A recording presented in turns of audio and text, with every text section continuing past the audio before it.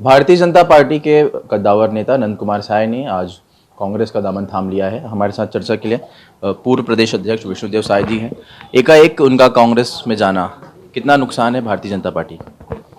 ताज्जुब हो रहा है और हमारे लिए दुख का भी विषय है। कहे कि हम एक क्षेत्र के रहने वाले हैं और जिनको देखकर हम राजनीति शुरू किए, भारतीय जनता पार्टी ज्वाइन किए और जिनकी छवि एक जुझारू आदिवासी नेता के रूप में थी और जिनको लगातार भारतीय जनता पार्टी में 45 वर्षों तक मान सम्मान मिला, विधायक, सांसद, अध्यक्ष, नेता प्रतिपक्ष, नीति आयोग का चेयरमैन, क्या कुछ पार्टी ने उनको नहीं दिया। आज जितना उनको मिला है शायद किसी भी व्यक्ति को नहीं मिला है। इसके बाद भी कहीं कांग्रेस जिसको जीवन भर गाली देते रहे और उस कांग्रेस को कौन नहीं जानता है जो छत्तीसगढ़ के साथ साथ पूरे देश को ठगा है, आदिवासियों को वोट बैंक के रूप में इस्तेमाल किया है। आज उसी कांग्रेस का दामन थामना निश्चित रूप से हमारे जैसे व्यक्ति के लिए आश्चर्य का विषय है।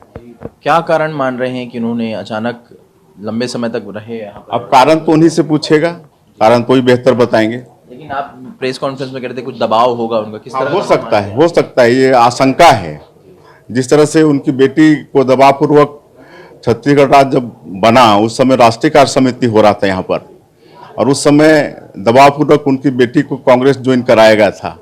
इसलिए हमको आशंका है कि कहीं ना कहीं कि इतना मान सम्मान देने के बाद और उनके स्वभाव से हम भली भांति परिचित हैं, ऐसा कभी लगता नहीं था कि वो कांग्रेस पार्टी में जाएंगे और वो जा रहे हैं, तो कहीं ना कहीं हमको मतलब दबाव की शंका होती है। आखिरी मुलाकात आपकी कब हुई थी उनसे? अब एग्जैक्ट तो नहीं है, बराबर मुलाकात होती थी, बराबर बात करते रहते थे, उनका फोन आते रहता था, हम भी फोन से उनसे संपर्क में रहते थे। संगठन को लेकर क्या नाराज चल रहे थे लंबे समय से वो, जिस तरह से उनकी बातें सामने आती थी? अब ये तो स्वाभाविक है, कभी कभार तो परिवार में भी होता है थोड़ा सा आलोचना, लेकिन वो ऐसा थोड़े होता है कि वो परिवार छोड़ के ही चले जाते। भाजपा को कितना ही क्षति पहुंचेगी इससे, जिस तरह से? अब ये तो समय बताएगा।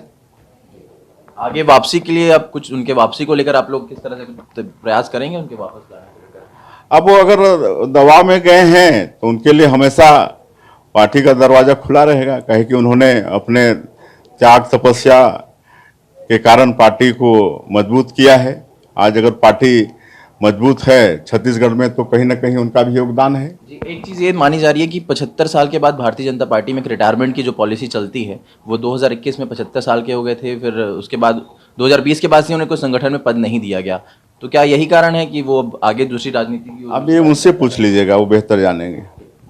तो ये थे विष्णुदेव साय जी, जिस तरह से उन्होंने बताया कि भारतीय जनता पार्टी छोड़ने से कहीं ना कहीं इन्हें भी जो है नाराजगी, और जिस तरह से उनका भी एक वोट बैंक होगा तो उससे कहीं ना कहीं थोड़ी बहुत जो पार्टी की क्षति है वो हो सकती है। लेकिन फिर भी ये इन्होंने कहा है कि वो दबाव में गए होंगे, उन्हें ऐसी आशंका है। अगर वे वापस आते हैं तो भारतीय जनता पार्टी का रास्ता उनके लिए खुला हुआ है। कैमरा पर्सन मजले साहू के साथ सिद्धार्थ श्रीवासन, ईटीवी भारत, रायपुर।